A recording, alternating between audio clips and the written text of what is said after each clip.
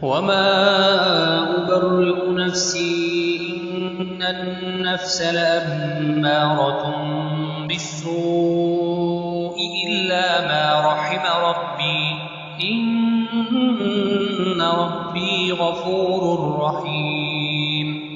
وقال الملك ائتوني به أستخلصه لنفسي فلما كلمه قال إنك اليوم لدينا مكين أمين. قال اجعلني على خزائن الأرض إني حفيظ عليم.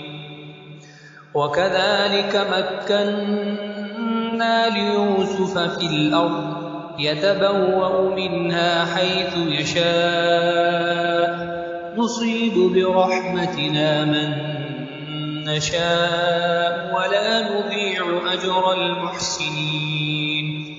ولأجر الآخرة خير للذين آمنوا وكانوا يتقون.